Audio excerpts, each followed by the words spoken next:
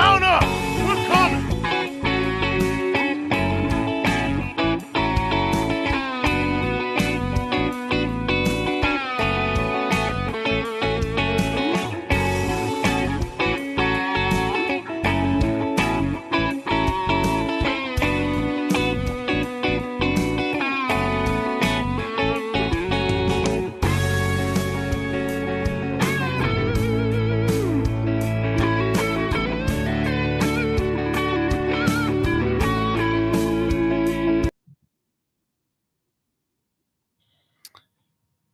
Hey everybody, welcome to another episode of Purple Insider. Matthew Coller here, along with Manny Hill, and we have some breaking news.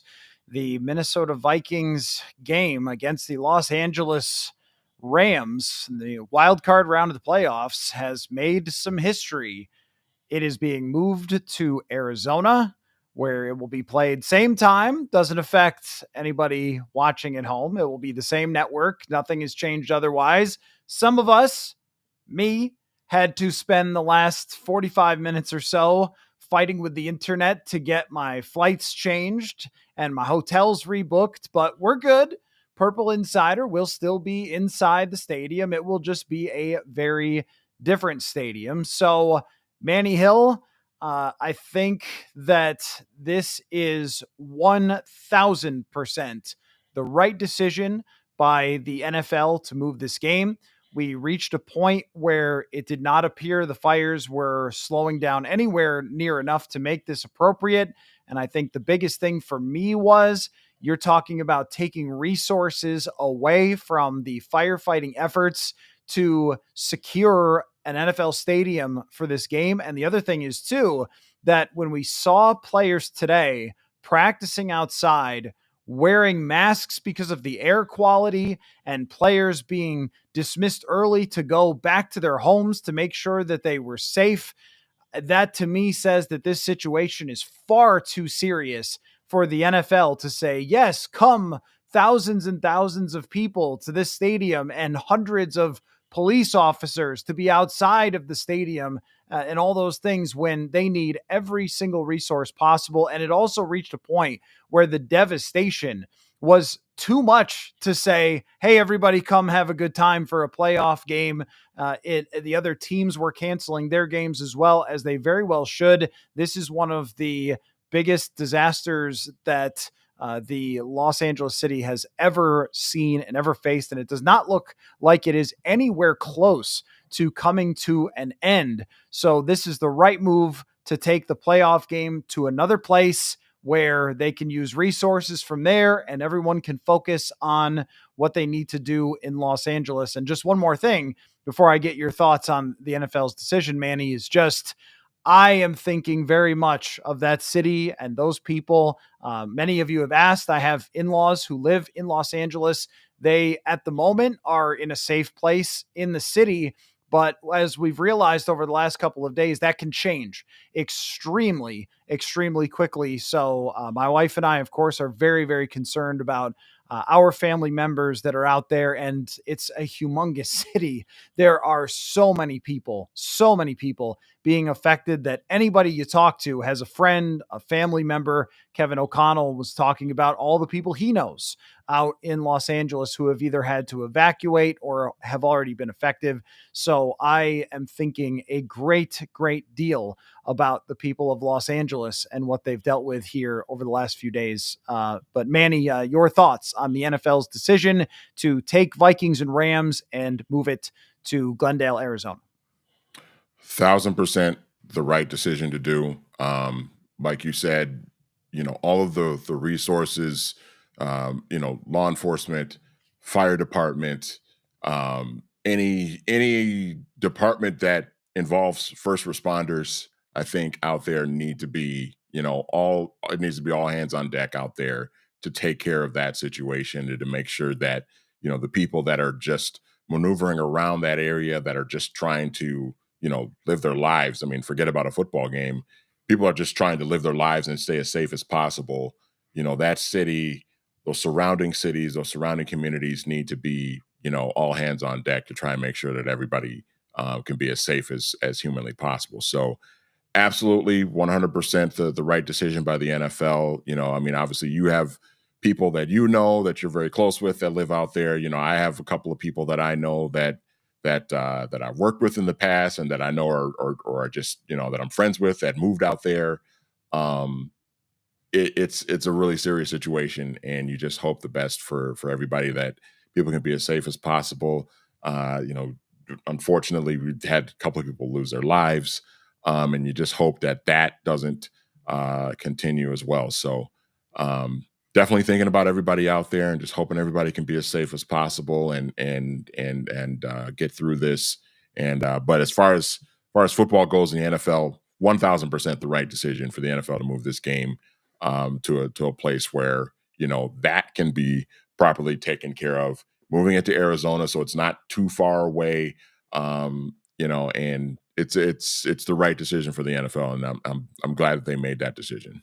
And I know that the Rams stadium where it's located is not being affected at the moment, but something that I'm sure they had to keep in mind was that things can change so quickly when you have these severe winds that have really made this impossible to fight. And the winds are supposed to calm down over the next couple of days, but then kick up again on Monday. And there is no chance that they are going to have this thing under control over the next couple of days with how widespread it is. No matter how much they have in terms of resources to try to fight it, it's just too vast and is spreading too quickly that you don't even know for sure if everyone would be safe arriving, traveling to the game, what could happen next, because this is unprecedented in the way that it is moved and reacted there in Los Angeles. And so I don't think that they could even fully just guarantee that everything was going to be fine based on the location, because SoFi is not that far south from where some of these fires have really taken hold. So it is the right decision. And not only that, but if you are traveling to there, something I thought of as well, because I was booking a hotel in Los Angeles, and something I thought of is it's I feel wrong for taking a hotel room when that's a fairly safe area right now, Inglewood, down by the Yeah, airport. And that's where a lot of people who are escaping these fires are going to be fleeing to find reasonably priced hotels to be able to stay in that area is a lot by the airport. It's probably one of the safest places to be in the city right now. And here's us, or Vikings fans traveling out there, reporters, everybody who's coming along, family members of players, and we're going to be taking hotel rooms away from people who need them. I mean, that just also felt like because I held off in booking a hotel to make sure that this was going to happen. I was like, I don't want to do this. I don't want to take a hotel room away from somebody that might end up needing it down near the stadium. So I think that's also better to not send thousands and thousands of people there, and also make people travel to the stadium from roads that need to be open and need to be free for people to travel and escape and leave potentially. And yet you're clogging up a lot of things with all of traffic or all of the people coming in from Minnesota. And if you made plans and you were going to take over the stadium, hopefully it should be easy enough. I did not have a hard time changing my flight. If you go to, if you're taking Delta or if you're taking Sun Country or whatever, I'm sure that you could just go to the website and they will accommodate changing your flight. It didn't take any effort for me. It wasn't that much more expensive. The hotel room prices are actually lower at the Phoenix airport. So I think that if you want to go to the game still, it shouldn't be very difficult for you to change it to go to Arizona, and maybe that changes your decision. Now, I do want to get again all the credit to the NFL for doing this, and all of my heart goes out to Los Angeles. I cannot tell you how many of these areas I have been. It is such an important place to my wife and I that we go all the time to visit our family. So, I mean, Malibu, we go to Malibu all the time. It's one of the most beautiful places on earth, and it is devastating to see all that. However, so all that said, there is a football game. That is what we do here. I do have to say it. this helps the Vikings. I Yep, hope that it doesn't come does. across. I really hope that doesn't come across as inappropriate. I don't want it to be. I want everyone to know how much I care about this and it matters. And I hope, by the way, that people get an opportunity to donate to efforts to help the area of Los Angeles and all the people there. It's just that taking a home game away, making it a neutral site, it does help the Minnesota Vikings because it will not be a Los Angeles crowd. And I think we were all expecting it to be a Los Angeles crowd, much more than it was on Thursday Night Football. And it's a break for Minnesota. And it is a harm to the Rams to lose their home environment. To now, I could see a lot of Vikings fans heading out there. And also, the state of Arizona might be half Minnesotans anyway in Yep. the wintertime. I feel like this has now turned into a semi Minnesota Vikings home game. Yeah, I mean, and we know this just from seeing when the Vikings have gone out there to play the Cardinals. When they've gone to that stadium to play the Cardinals on the road, there's always been a huge contingency of Vikings fans there to where it almost seems like a neutral game, like a college football bowl game or something where you've got, sort of a 50-50 split between fan bases. And I gotta think it's gonna be a similar thing on Monday night out there for this game, if not a majority of Vikings fans actually being out there as well. So, yeah, I'm with you. I was thinking the exact same thing when I saw the news break a little while ago. I said to myself, the first thing I thought of was, oh, yeah, this helps the Vikings. This is going to be a huge advantage for the Vikings now, moving into a neutral site. And in some ways it's probably going to work out the way it should, in terms of when you're thinking about a 14-3 team that has to play a 10-7 team. I think Rams were 10-7, right, if I'm not mistaken. 10-7 in the playoffs. Typically, the team that wins 14 games or wins more games, they probably should have the advantage in that retrospect. So this is going to work out for the Vikings. I think, I already was leaning towards picking them to win the game, even if it was played in Los Angeles. And now, especially, I feel even more confident that the Vikings can go and take care of business on Monday night. And I think what we have seen a little bit, and this is a factor as well, definitely in Detroit, but to some extent in Seattle as well, that noise does affect this offensive line and may also affect this quarterback. Now, maybe the circumstances of being amped up through the roof when it comes to that Detroit game may have impacted Sam Darnold of just all the pomp and circumstance and everything else. But I also thought that the energy from the stadium and the noise and all that got to them throughout the game as Detroit was blitzing time and time again. And I'll say it. I mean, I think that Ford Field atmosphere was as loud or louder than any that I've heard at US Bank Stadium, or just as loud as the Superdome, the places that are known for having impacting level of noise. Now, I don't think that was going to be the case in Los Angeles, and I do think there was going to be a lot of purple, but I don't believe it was going to be at the same level. And the reason why, number one, is LA is an event town, and that's a big event for a playoff game. When it came to the Dodgers, for example, I mean, they fill that stadium, they go crazy. Now, a regular Thursday night game, they're probably going to sell their tickets. But when it comes to a game like this in the playoffs, they're going to show up. And I would give Los Angeles Rams fans this. They did make a lot of noise at SoFi the last time that the Vikings were out there. And there were several Vikings players and Kevin O'Connell who talked about it being actually more than they had expected. So I think that the fact that the Rams have been so good over the last few years, really since they moved out to Los Angeles, they have a great quarterback, they have a great coach. I think that they've built up a fan base in ways that maybe Vegas hasn't. But they were going to show up for that. And I'm sure that some will drive down to Arizona from Los Angeles, but I cannot imagine it's going to be the same caliber of crowd. And I think it's probably going to be a lot easier for some Vikings fans to get out there and go to Arizona. So it doesn't completely change it, because I'm sure there will be some sort of, maybe buses or whatever it's going to be to try to get season ticket holders there for the game. The Rams, I'm sure, are going to try to do everything they can to get people there. But I don't even know if it's going to be a full stadium at this point when you only have a couple of days to prepare for something like this. But it's hard to say when this hasn't happened since 1936 in football, as everyone has tweeted out, that moving playoff games is something that just has not happened. From John with the super chat. Thank you so much, John. Really appreciate that.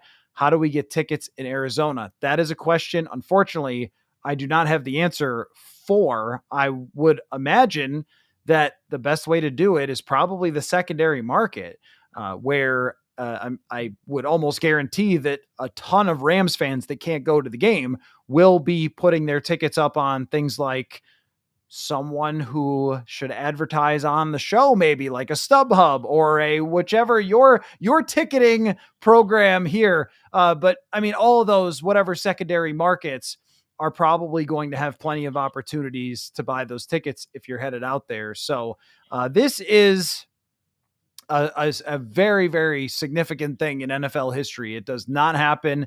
And until really the last moment before it happened, I was still thinking, I guess they're just going to play through it. But, when it comes down to the fact that SoFi is not a true dome stadium, and you might even be putting players at risk by having them there with the amount of smoke. And I was originally going to stay at a hotel that was within walking distance of the stadium. And I was thinking to myself, do I really want to walk 0.6 of a mile in the smoke and all that? Because it's probably not very safe. So there's a bunch of reasons for them to do it, and it made all the sense in the world. But now this is something that I think it shakes everybody, Manny. I mean, we're going into this game now with an extra layer of anxiety for everybody. I know O'Connell said, hey, we're going to get off the plane, we're going to play whoever, but to have some sort of, tectonic movement of this game right before it happens, just a couple of days, and to have your quarterback is from that area of the world, your coach came from that area of the world, the other team has got its mind on that whole thing. It just adds a totally different layer here to this football game that already was going to mean so much to both franchises. Yeah, it's going to be big too. And, even going back to the whole thing with the Rams and the fans showing up for games and everything like that. Sometimes I wonder if that gets a little bit overblown, because we think about that NFC Championship game when the Niners went down there in 2021 and there was a huge amount of Niners fans there. But I feel like that was a really special case because it was the Niners. Like, I feel like if it was another team, it may not have been more of like a neutral site type of game. It probably would have been a majority of Rams fans there. But yeah, I mean, this like we said, this sort of change of venue is going to change things a lot, and you do have to wonder. I mean, these guys, they spend the whole season. That they start out with off season, mini camps and OTAs, and they go through the preseason and training camp, and they play all these regular season games, and they're so zoned in and they're so locked in every week in their preparation for these games. But then something like this happens. These guys are still human beings. You know what I mean? And you can't help but to wonder, like, how are they, they may be able to just focus their minds completely on football, but because they're human beings, you still kind of wonder, well, how do they do this? All of these guys that are on the Rams team that, probably live in Los Angeles, what are they sort of thinking about dealing with?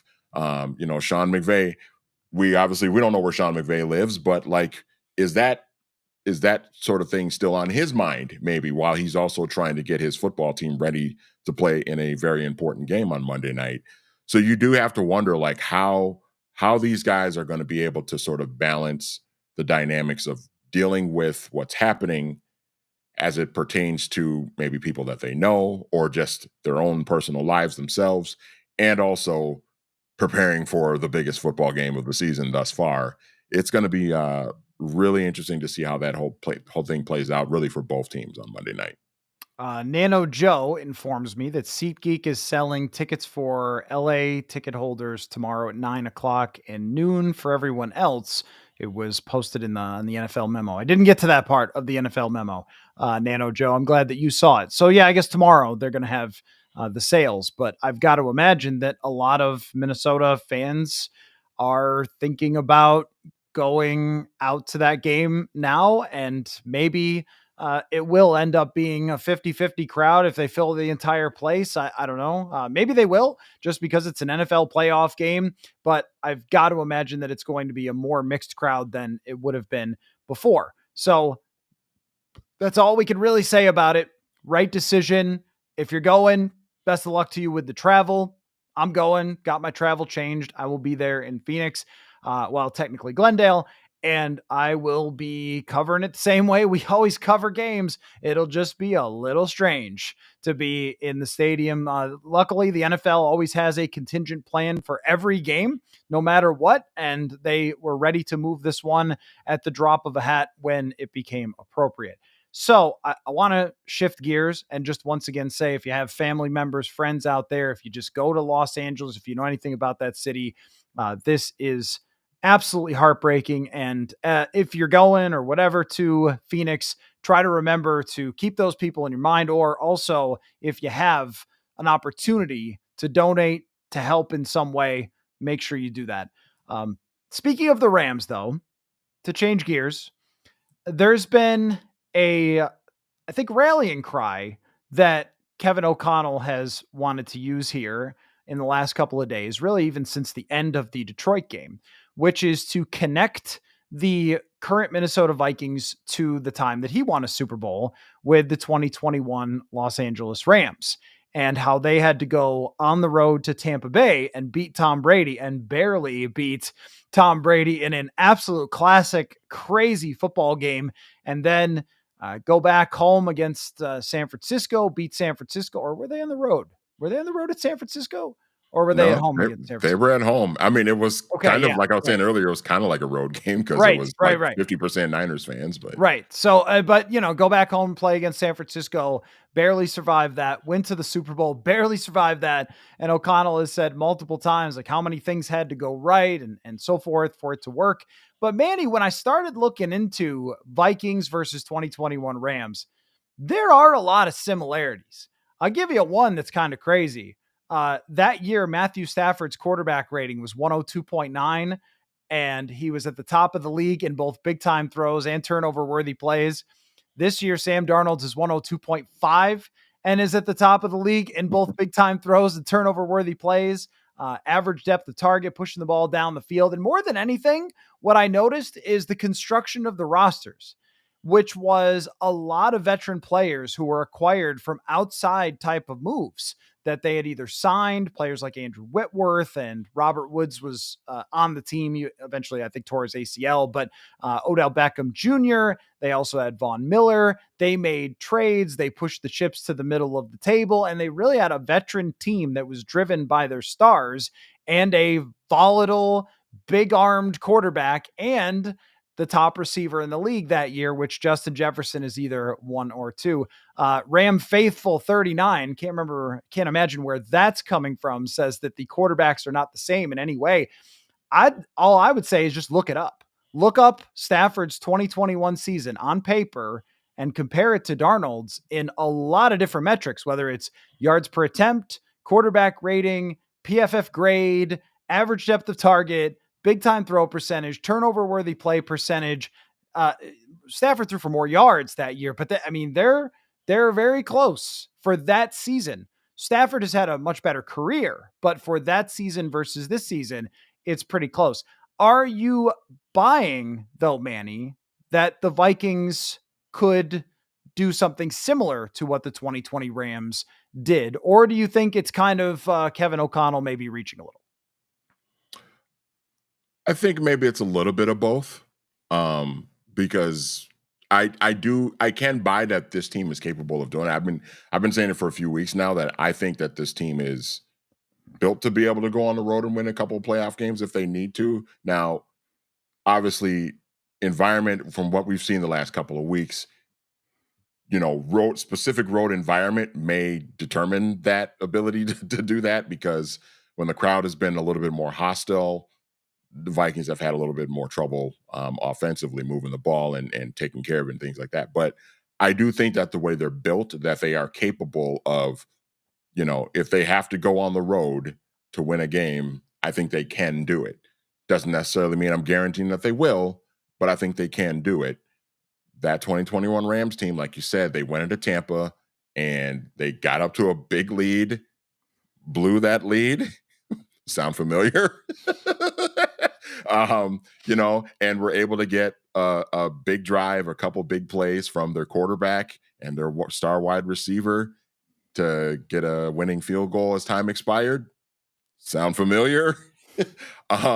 So yeah, I mean, I can kind of see it, but I also do think, to your point about Kevin O'Connell, that this could be sort of a, some sort of a, motivate yourself, motivate your team into getting into that mode of saying like, hey, I was the offensive coordinator for a team 3 years ago that did this. I believe that you guys are more than capable of doing the exact same thing. So I think it's a little bit of both, but I do think that this team is very capable of doing something very similar. So the Rams in 2021 had a point differential of plus 88. The Vikings point differential of plus 100. Very close. Neither team was number one in any category. The Rams had the 7th best offense and 15th best defense. So actually a much worse defense in the regular season than the Vikings have had. The Vikings are 9th and 5th. So more of a complete team, not leaning on one side of the football or the other throughout the season. And I think that the key to both teams is really high variance. That the way that the Vikings play is to hit big passes down the field and to sack the quarterback and intercept the football and cause havoc and turnovers and pressure and things like that, which is exactly how the Rams played that year. The Rams are one of the top teams in interceptions and sacks. How about this? I did all this research. 50 sacks for the Rams that year, 49 for the Vikings this year. Very, very close when it came to how they were constructed and how they had to win as well. They needed Aaron Donald to go create pressure on Jimmy Garoppolo on those final drives. And then Kevin O'Connell is exactly right. Some things had to go their way. I always think about that dropped interception by San Francisco, that if the guy just catches the ball, it's over, and the 49ers are going to that Super Bowl. And instead he drops it. They lead a game-winning drive, and Matthew Stafford had to be his absolute best throughout that entire playoffs, or they weren't going to win. He well outplayed Kyler Murray in the first game, which may be the difference. I think that the Rams are playing really well, and Arizona was falling apart at that time. So they had a good matchup, and they had it at home. But still, an inferior opponent for the Vikings here. If you look at the Rams, their offense, their defense this year, not that impressive. They've played a lot better lately, but they are so much more of a mid team by any of the rankings you look at. They're an average offense with some potential because of Puka Nacua, but mostly just kind of meh. And defensively, they are, I think, 23rd in terms of PFF coverage ranking.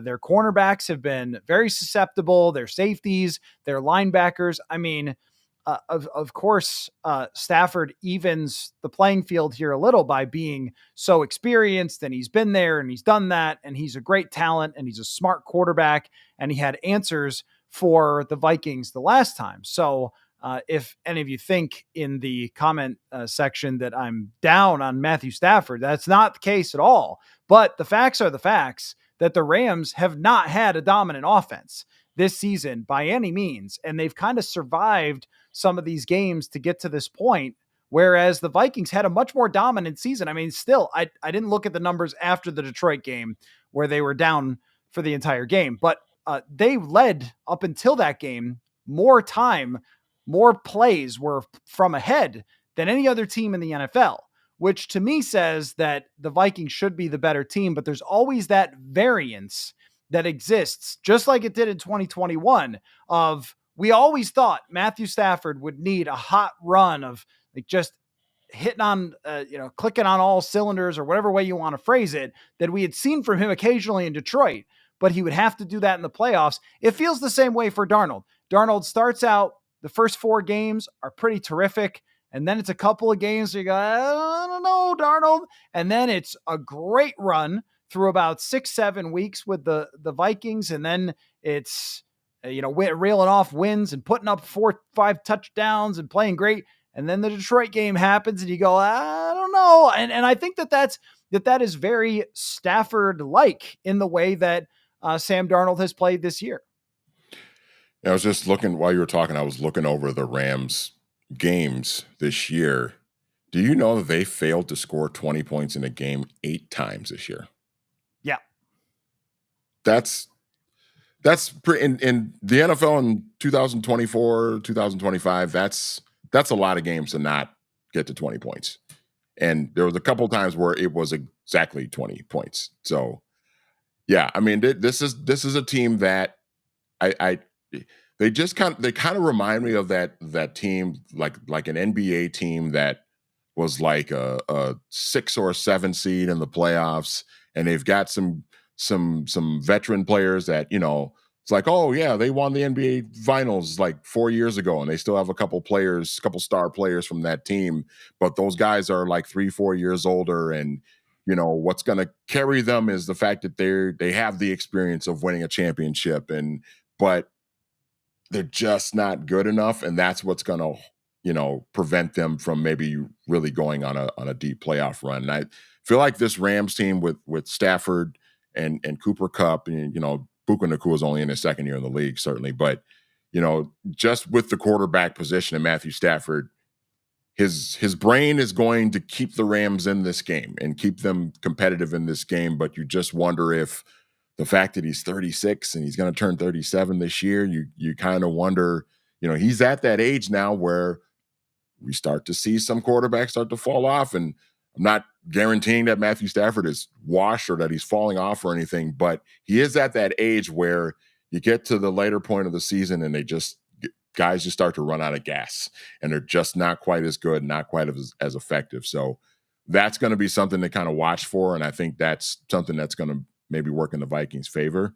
But again, this is why they have to play the games. And, you don't win games on paper. You don't win games on assumptions. You win games by going out and playing and executing and getting it done. So I think the Vikings are going to have some advantages in this game that maybe they didn't have the first time they played the Rams. And, we'll see how everything plays out on Monday night.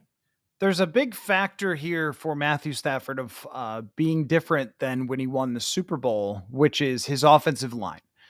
When they won the Super Bowl, they had one of the best offensive lines, if not the best pass protection, one of the great players in NFL history. Andrew Whitworth was their left tackle. They just seemed to really understand pass protection that season. And this year they are, I believe, 30th by PFF in terms of their pass blocking grade, which could be a huge difference maker. But what they did the last time to negate that was they got the ball out quickly. And I remember being in the locker room and hearing Jonathan Grenard and some other players talking about how we didn't get a lot of pressure on them because they just got the ball out so fast. And the Vikings have to have an answer for when the ball comes out quickly out of Matthew Stafford's hands, because he has only taken 28 sacks this year, despite having the 30th ranked pass blocking unit, which tells you a lot. That means he's getting rid of the football and he's getting it to Puka Nacua, and he's making plays after the catch, which I think is a real serious skill of his. He is a huge guy and he is very hard to take down. But if the Vikings can put them in positions where you have to straight drop back, there were a couple times in that game where Stafford just went full Magic Stafford, dropped a dime into the end zone to Demarcus Robinson. There was one where he dodged and got out of the way of Jonathan Grenard and then whipped one across his body for a touchdown. It's like, whoa, that's what we're talking about. One of the great quarterbacks in the game. So, I think that asking him to do that all game, if the Vikings can put him in that position, it can be a difference maker. And that's really what it comes down to me, is that the Rams have so many markers statistically that say, they're just kind of a team in the league that won a division that wasn't as strong as we all expected it to be coming into the year. But there's another part of me that says they still have the talent at quarterback to have a big game.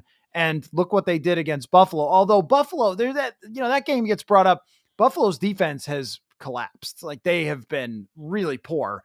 They were poor against Detroit. They were poor against the Rams. They've had a lot of injuries in their secondary, and that is not where the Vikings are at. There is a big edge here that the Vikings are going in with an extra day of rest, and they are completely healthy. And the number one thing coming out of the Rams or the Detroit game is, if you're going to lose healthy. And they lost healthy in that game. So now they get to be 100%, which includes Blake Cashman, their great linebacker, who was not in the game the first time that these two teams played. But here's more broadly, Manny, I really love the matchup, though. I mean, just from a, football kind of like, there's a lot of dynamics at play. It's the master versus the student of McVay versus KOC. I'm sure KOC would love that framing of it, but truly, you got a Super Bowl champion coach who is, I mean, he has done an incredible job of taking that team through a mini kind of rebuild, and there's still not a complete roster, and yet they're here sort of hosting a playoff game. And that says a lot about Sean McVay. And you have Kevin O'Connell, who I believe is the only coach in the playoffs without a current playoff win. So Kevin O'Connell, Brian Murphy said this on Monday. I don't know if you agree with it, Manny, but I do think that there's a lot of pressure on O'Connell. And maybe there's a lot of fans who have said, we're probably not going to win the Super Bowl since we lost that one game to Detroit. So, well, whatever. But I don't look at it that way. I look at it as, if you're going to have a 13-win season and then a 14-win season, you got to win some playoff games. And we can blame Kirk all we want for checking down, but KOC in that game also called a pretty bad play on that check down. And he also kept his defensive coordinator that let him down for the entire season, and he escaped blame because of the check down. But it's not like anybody was wide open and Kirk missed them. It's not like he replaced, well, I think it was actually Ezra Cleveland who missed the block, but the guards who had problems in that games, including Ed Ingram, they didn't replace him throughout that season the way that they did, this year. And look, if you lose to a far inferior team when you've caught this break of not having to go to their stadium, I can't help but think that Kevin O'Connell is going to deserve some questions. And I know Denny Green faced those for a long time, but he's going to deserve some questions. How can you go 14-3 and then lose to a 10-win team in the playoffs if that is what happened? So I think that the X factor is McVay versus O'Connell. And in the first matchup between the two, the Rams outcoached the Vikings. Yeah, they did. And, the Vikings had some things kind of working against them going into that game. And we kind of saw it play out on that Thursday night game. And broader picture with KOC, yeah, I mean, I think if they don't win this game and, you're going into this offseason, and at that point, Kevin O'Connell would be 0-2 in the playoffs. That's just a fact. There's no way around that.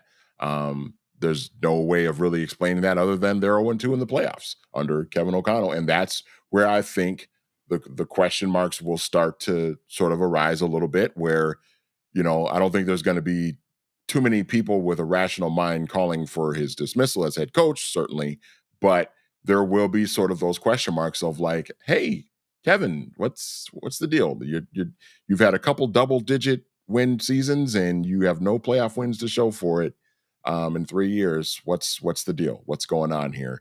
And then I think it will sort of play into a narrative that, I brought up a couple of weeks ago of, it would be the third year in a row where the Vikings, closed out the season not playing their best football.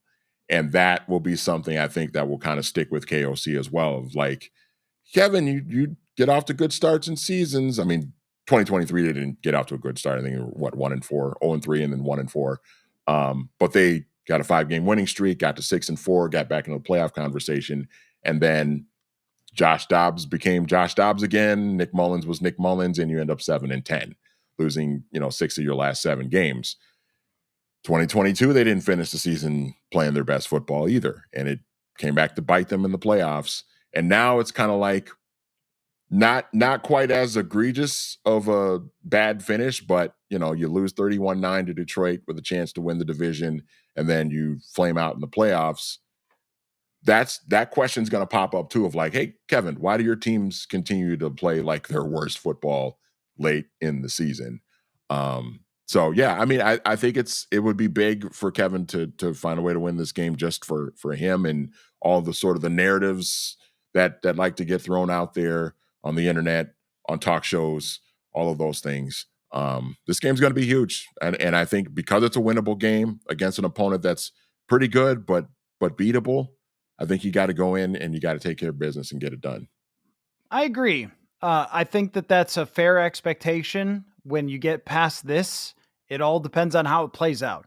If Yep. you go to Philadelphia or Detroit, I think we would both agree that those are two stronger teams than the Vikings, but you shouldn't also be out of the picture against them. Not after you win 14 games. And Right. I just really have had a tough time this week with one game somehow destroying a 9-game win streak in everybody's minds. All the things that they did in a 9-game win streak went completely out the window to a lot of people. Almost like, yeah, that's who they really are. Like, why would we think that's who they really are when 14 out of 17 times? In fact, they were really good in that first Lions game and needed one more first down and should have beat them at home. I think that they've played probably 15. I wouldn't say the Jacksonville game was a good game. So maybe they played like 13 good games this year.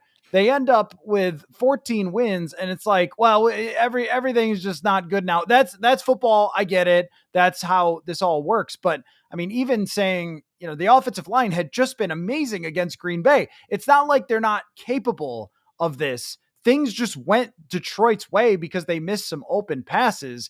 And then at the end of the game, they ran up the score when it was much more of a close game throughout. I didn't look at it like the Vikings got murdered in that game. So I don't know. I look at it as them going through this playoff run with almost every bit as good of a chance as anybody else if they can get past the Rams and get back rolling. If they don't, then I think it is a huge disappointment because you won 14 games. There are just only Yeah. so many teams ever in history who have won 14 games. That's who they should really be, not the team that lost to Detroit. Well, and I even go back to the first Rams game where, okay, the Rams won that game by 10. They got a safety late because of a missed face mask on Sam Darnold that gave the Rams 2 extra points. But you look back at a few things. First of all, the Vikings were playing on 3 days rest. It was a short week for them after playing a really tough physical game at home with Detroit that Sunday prior. And again, go back to the if Jalen Naylor doesn't drop that pass inside the 5-yard line, that's a touchdown, easy walk-in touchdown for him. How does that change the way that game plays out for them as well? I mean, there's always like little factors here and there that you have to take into account when you look at all these games. And if the Vikings win that game, the Detroit game doesn't matter as much. You know what I mean? Because they're 15-2 and they have the first round bye. So I don't know. I just think that there's a lot of factors in that have to come into play here that I think can work in the Vikings' favor. And this is the opportunity now to even the people that like to rip on Kevin O'Connell and Brian Flores with the defense and all of that. This is a chance to, maybe shut some of those people up. And then you just kind of see how things play out the rest of the way in the playoffs.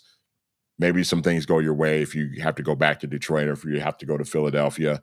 There's still that small chance the Vikings could be hosting in the second round if the other 2 road teams this weekend win games, and the Vikings would be the second highest seed remaining, even as a 5th seed, and then they would be hosting Washington. So you just got to see how things play out. This is a big opportunity, I think, for this team to make some noise and put themselves in position to go on a run.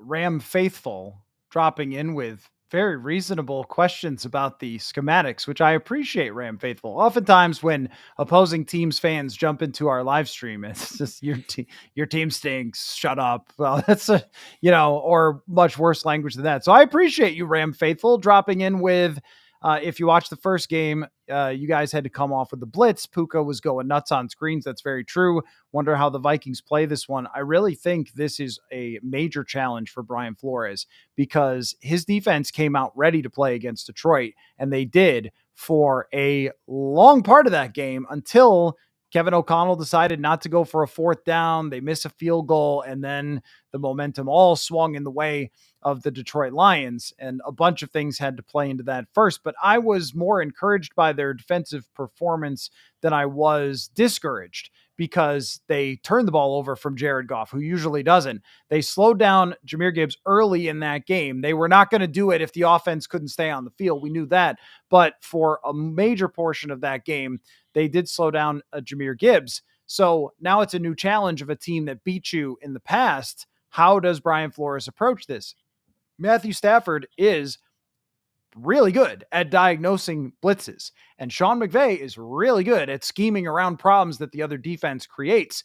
Do you play more man coverage with Puka Nacua? Do you do something like double him, which is not really a Viking thing? What they usually do is they play zones and they kind of stick in their zone and try to confuse the quarterback. But do you actually do something like press Puka Nacua with a safety over the top, kind of like the Vikings see all the time with Justin Jefferson?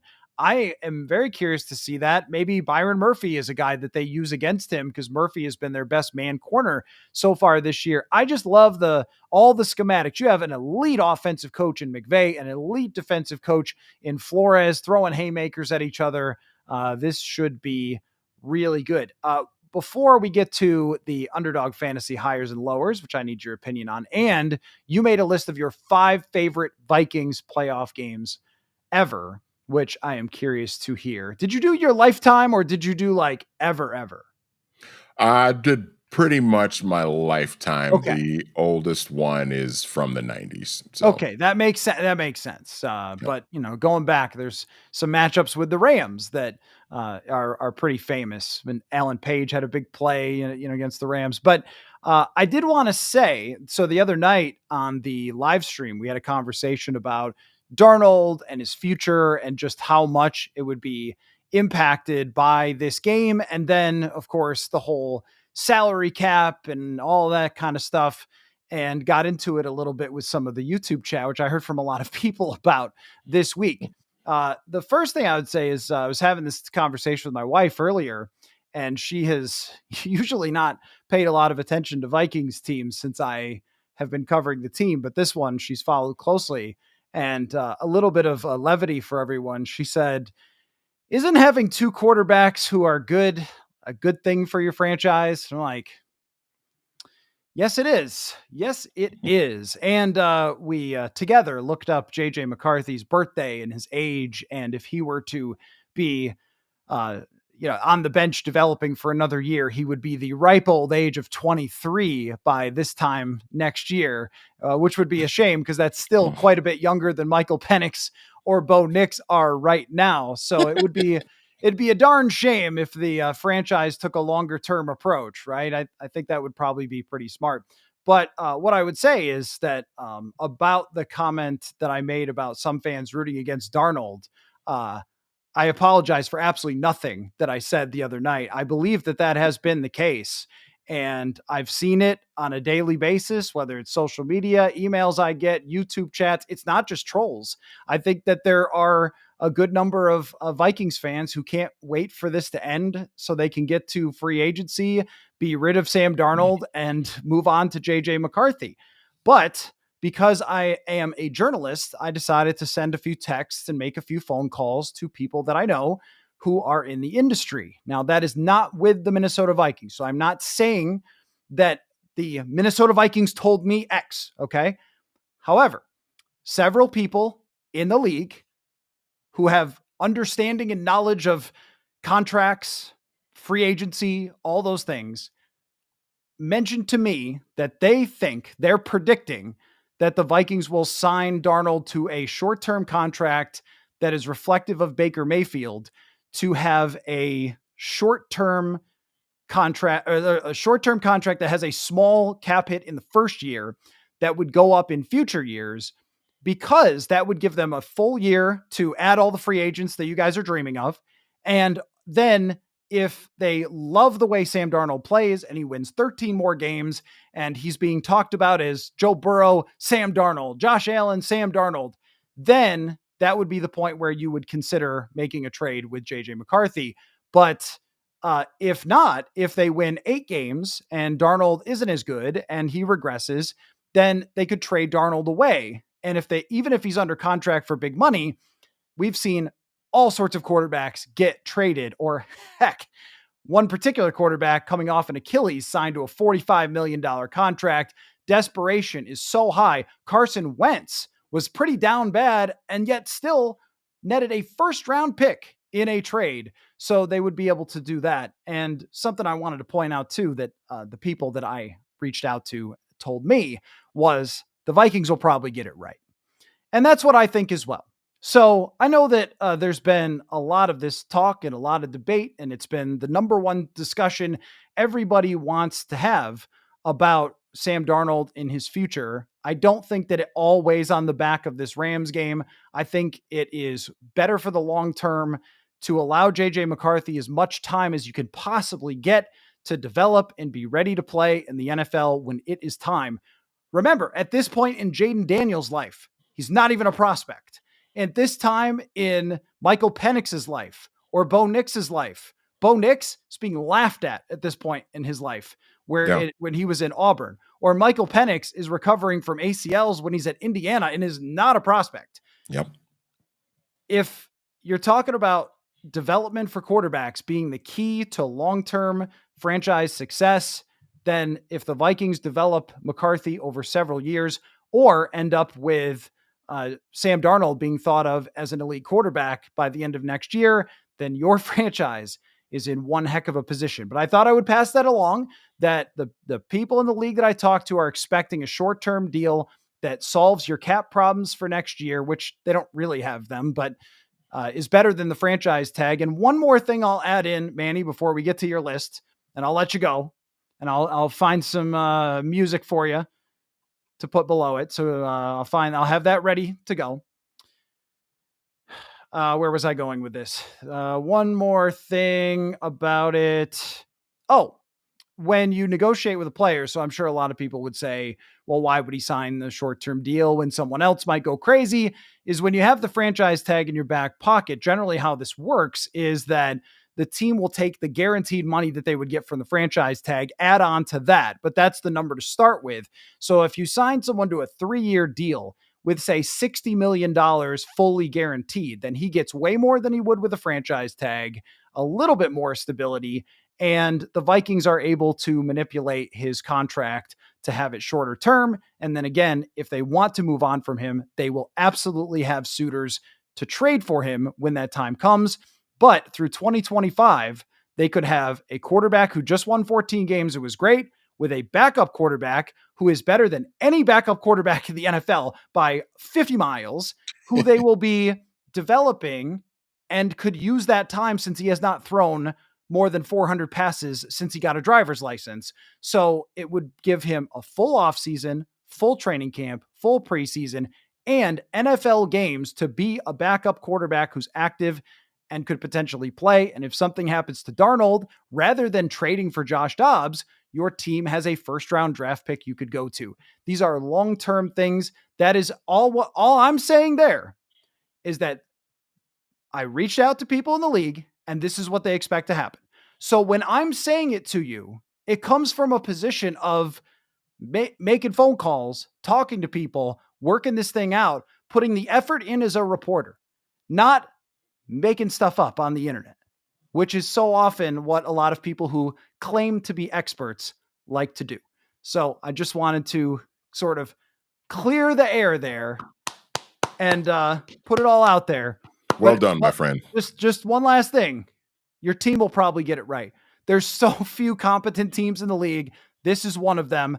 I think a lot of Vikings fans struggle to get their heads around that because it's been an incompetent franchise at times. It was incompetent for a few years there with Spielman and Zimmer. It's just not anymore. It's just not. They have one of the best cap people in the league. Their general manager turned them around from cap hell in 2 years. They know how to do this. So, all right. I got some pick'ems to still get to, but I want to hear your 5 favorite Vikings playoff games of your lifetime, man. And there's all right. serious.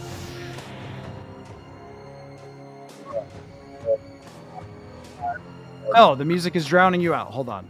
Uh-oh. Okay, try now. There we go. How's that? Okay. That good? Yeah, no, that's fine. That was my bad. So we're going to start. I mentioned one of these goes all the way back to the 1990s, and it's number 5 on my list. The 1997 NFC wildcard playoff. The Vikings go into the Meadowlands and beat the old Meadowlands and beat the New York Giants 23-22. The Vikings were down by 9 points late in this game, and they score a touchdown. Then they get an onside kick, and then old man Eddie Murray kicks a game-winning field goal to beat the Giants. It was Denny Green's first playoff win as Vikings head coach in his 6th season as Vikings head coach. It had been a rough go in the postseason for Denny, and there was a lot of speculation at that time that if the Vikings didn't win that game, that Denny was going to be fired. And you know that, and just think about that. Like, your job is on the line, and you're down by 2 scores with like a couple minutes left in the game. You know what I mean? Denny was that close to being done and out as Vikings head coach. But just a tremendous comeback, and they went into San Francisco in the divisional round the next week and didn't go very well. That was in that. And by the way, does that sound familiar from recent Vikings history?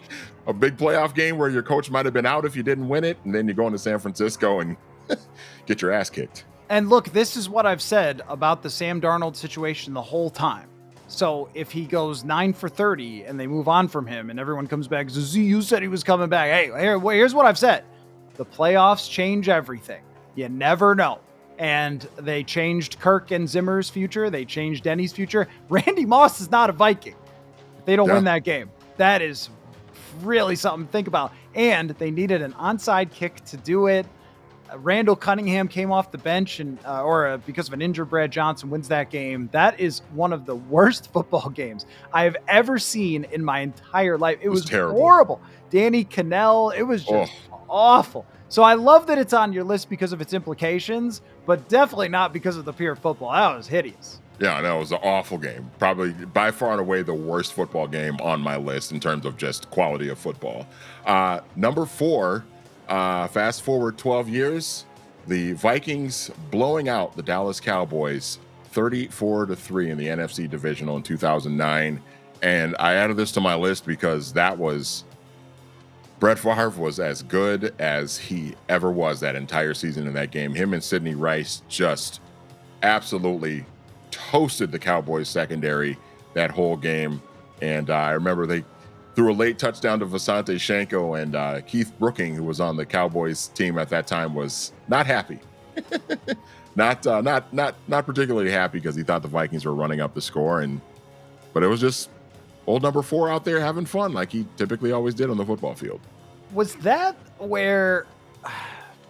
Wasn't there some sort of thing? There was some sort of like early viral video that happened. There was something about pants that they were chanting in the locker room after. Someone's gonna. Do you remember what I'm talking about? Pants on the ground, looking like a fool with your pants on the ground. Yeah, something like that. And there's a video of them in the locker room after the game, and Favre says the song, sings the song or whatever. It was something, I can't remember who it was on the team that actually was singing that song originally, and Favre just sort of caught on to it. But yes, I do remember that. Okay. Yeah, I have not. I remember watching that game live, have not watched it back because it was 34-3. But at that point, I bet there was not a soul in Minnesota that did not think they were winning the Super Bowl. What's number 3? Number 3 is the game that was a week later in New Orleans.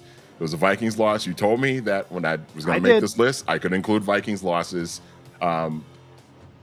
The 2009 NFC Championship game has a lot of sore spots with Vikings fans, but I think when you take the heartbreak part of it out, that was a hell of a football game. And, you know, the Vikings, it's unfortunate because the Vikings played so well in that game.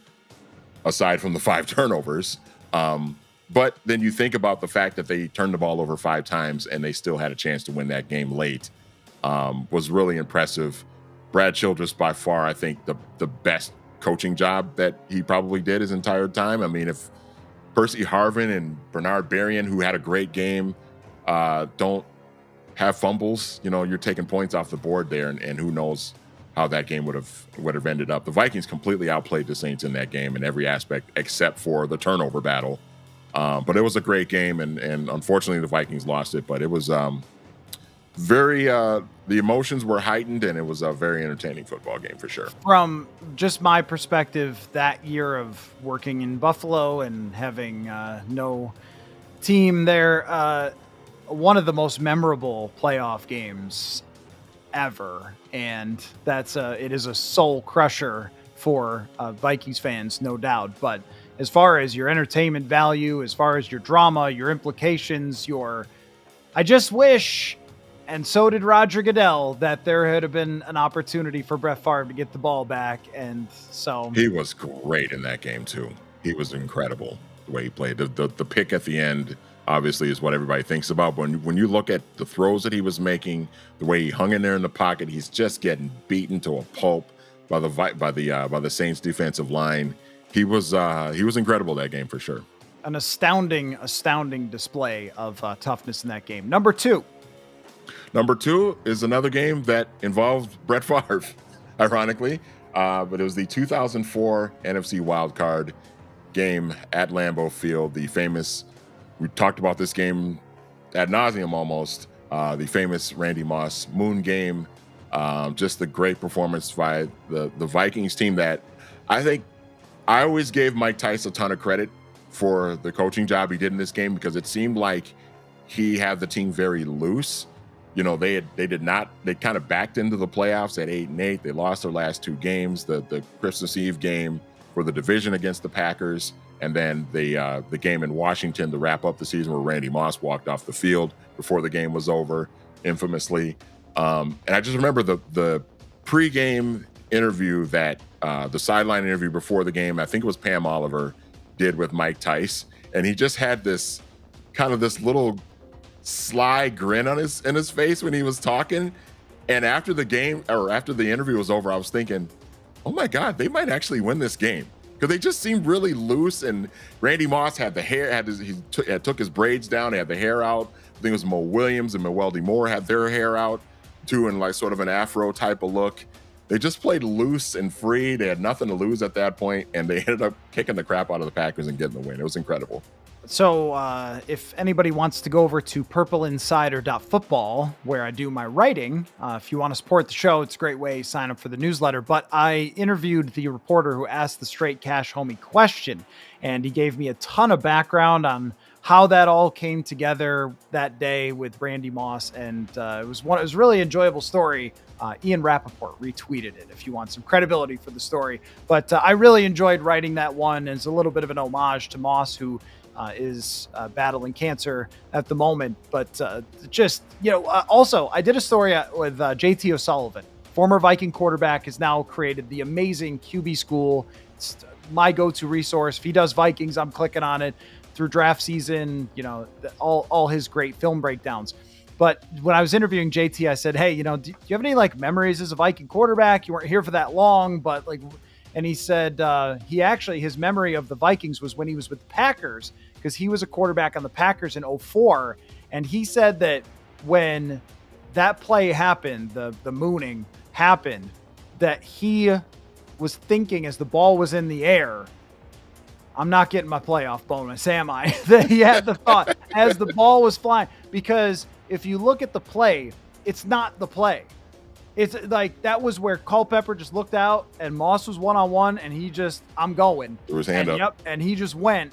And as the ball's in the air, JT O'Sullivan's over on the sideline thinking, there goes my playoff bonus. So your number one, I cannot imagine where this might be headed, Manny, but maybe you'll surprise me. Your favorite Viking playoff game of your lifetime. I'm not surprising you. Okay, you know what game it is. Yeah, it's the Minneapolis Miracle. Of course it is. I mean, that just it was a one-of-a-kind football game. I don't think we will ever see another football game like it. Obviously, the Diggs touchdown at the end is sort of the headliner. It's what gets all the attention from that game. But there were so many other like little plays that you look back on. If you ever go back and just, for the viewers and the listeners, if you go back and just watch a replay of that game, which I think you can on YouTube, you can watch the entire game start to finish. There's so many other little plays that you look at and you look back on it, it's like, oh my gosh, that's amazing. Or, the stop on third down that, before Will Lutz kicks the field goal to put the Saints up late. If the Saints convert that first down, game's over. There is no miracle play by Stephon Diggs if that happens. I think about the crazy interception that Case Keenum threw that really kind of flipped the momentum of that game as well. So there were so many. On the last drive for the Saints, you and I have talked about this. The throw on 4th and 10 by Drew Brees to Willie Snead on the corner just drops it in a bucket in between 3 purple jerseys. One of the sickest throws I've ever seen a quarterback make. Just unbelievable. All-time great game. Just momentum back and forth, and then obviously the great play by Diggs at the end. Just incredible. There's 100 plays in that game that I could talk about all night. One of them that comes to mind, though, is Sean Payton dialing up a pass from Willie Snead. And I think, yes. Did it target Drew Brees? I forget. I think it was Ted Ginn.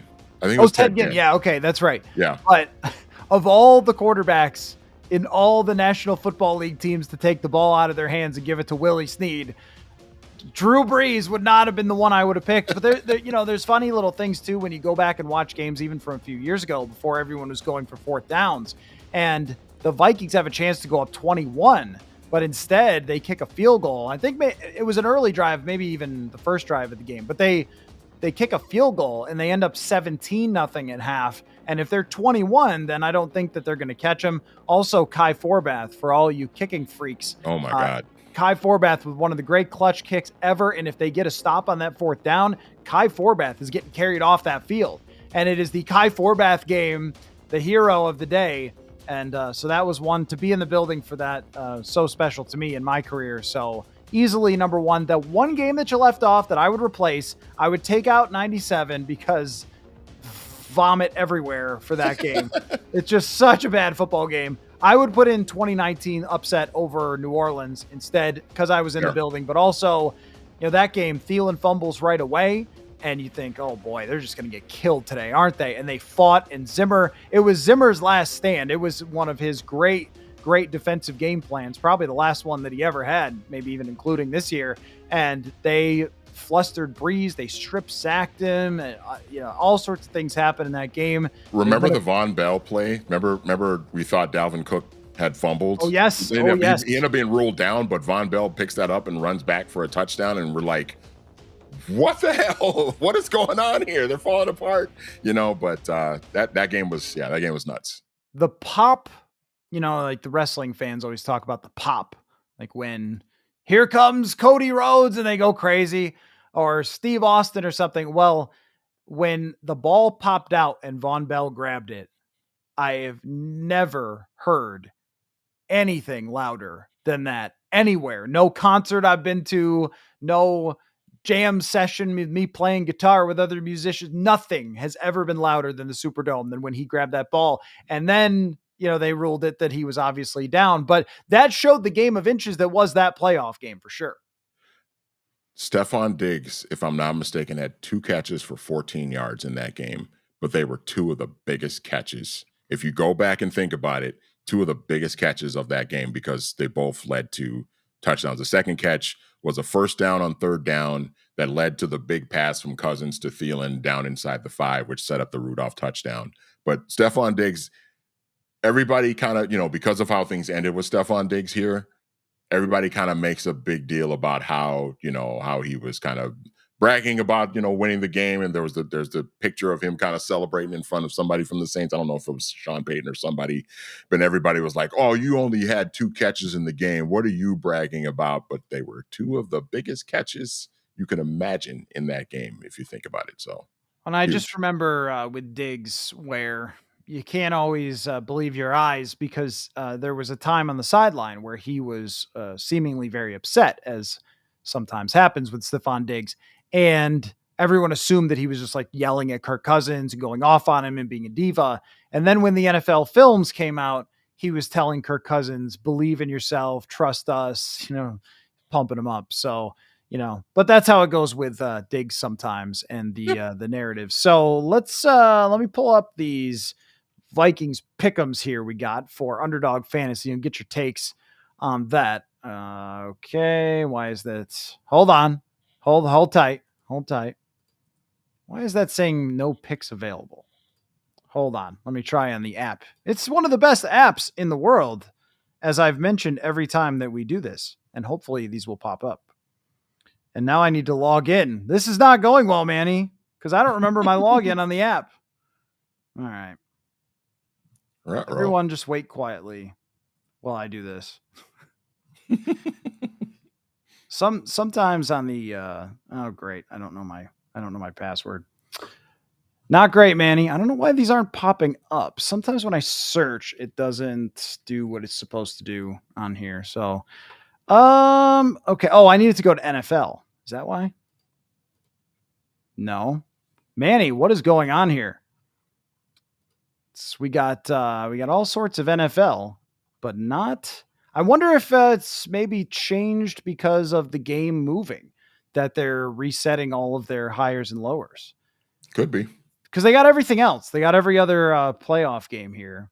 So why don't we do this? Yeah, I'm seeing every other playoff game except for the Vikings. That has to be the case because because it's listed here. Because the location has changed and the projections have probably changed right along with it. That is probably it. So I'll just say this, that on Underdog Fantasy, when those come back and the hires and lowers, that y'all should give it a try and use the promo code PURPLE to claim your special pick and first-time deposit offer up to $1,000 bonus cash. Must be 18 or older. Terms apply. Concerned with your play, call 1-800-GAMBLER or visit ncpgambling.org. So why don't we look at some quarterbacks in the playoffs from these other games, since the Vikings numbers aren't up at the moment, and you can give me your hires and lowers on these quarterbacks. Manny, Justin Herbert versus CJ Stroud.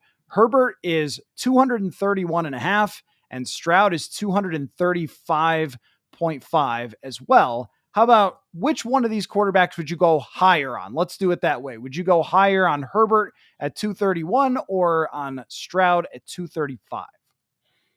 I'll go higher on Stroud. I actually think the Chargers are going to win that game. I think so too. And just feels like one of those weird games and if it feels like they're going to be, the Texans are going to be behind, and CJ is going to have to kind of try and throw them back into that game, which will add up in his passing yards total. The only reason that I might go lower on him would just be because the Chargers defense has been so good and Houston's offense has been so bad. But I mean, Herbert is, how I've made the joke before, Justin Kirkbert, because he's always put up, some big stats, but he hasn't won a lot. Well, this is actually like the 2019 Vikings offense that they're running. Run first, play action, low volume, but high efficiency. And they've done a great job with it. Harbaugh's doing a lot of the same stuff he did with Alex Smith, which was very successful for them to go 13-3. I mean, I'm impressed with the way he's done it.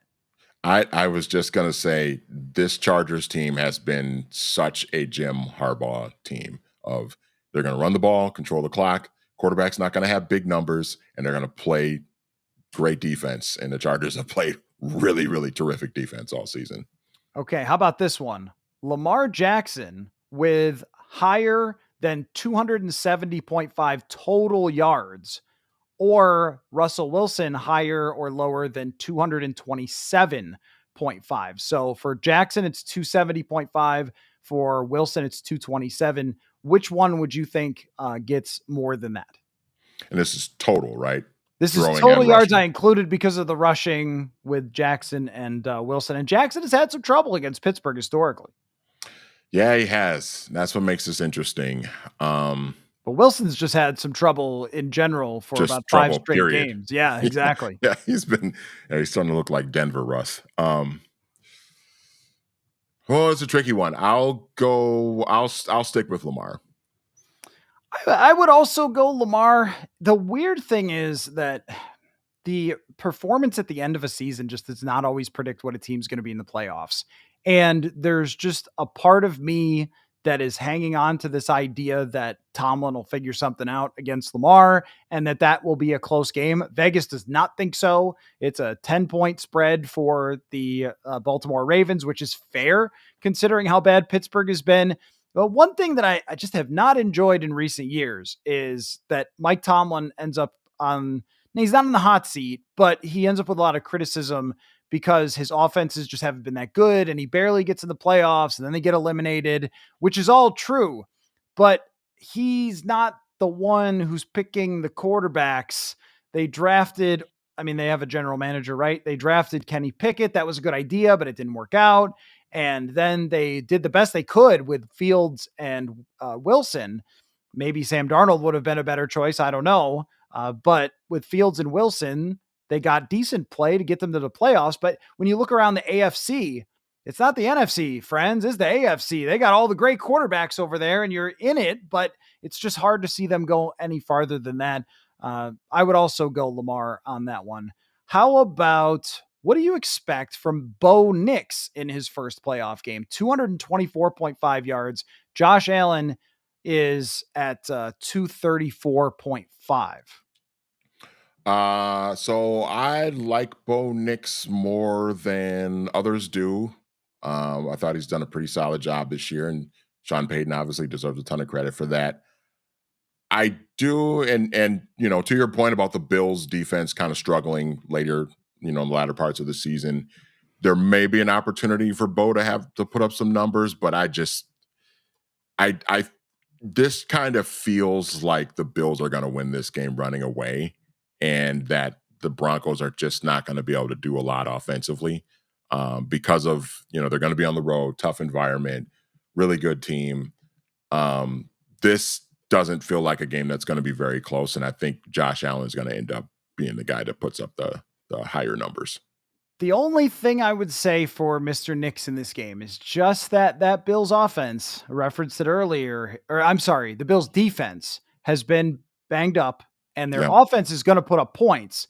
So if Nix is playing from behind and they can't really cover people, then he might end up putting up more than 234.5 yards. So I would probably go higher on Bo Nix, even though I think obviously Josh Allen will perform better. Again, only just one little thing is the Denver defense has been very serious this year.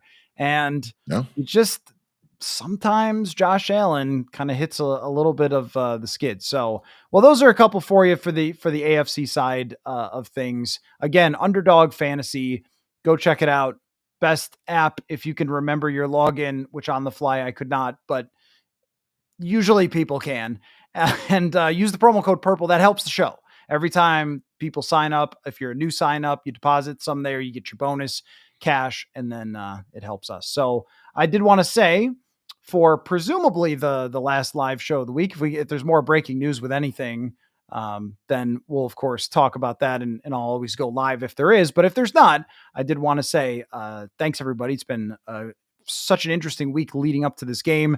There's going to be lots of writing. I'm working on a Sam Darnold feature that I've put a lot of effort into, working on a Harrison Smith feature that I've got some really interesting comments about. So purpleinsider.football, go check that out. The newsletter over there. You can read some of it free. You could sign up to support the show and the newsletter. And I'm headed to Phoenix, which I am now it's just one of those things where you're going to spend, it's a regular trip for me to go to a football stadium and cover a game. And yet I feel more anxious, more amped up for it now, more stress, I guess, with what's going on in Los Angeles. So I think everyone's going to be feeling that as this goes along, but also excited for a fascinating day of football coming up and the rest of this college championship, which is pretty good. So thank you, Manny, for everything week in and week out. You are the most consistent person that I have ever met in terms of showing up, always ready, always here, always prepped on everything that I throw at you. And also the calming voice when I sometimes maybe get a tad worked up. So my wife said that the other night, because obviously she heard me.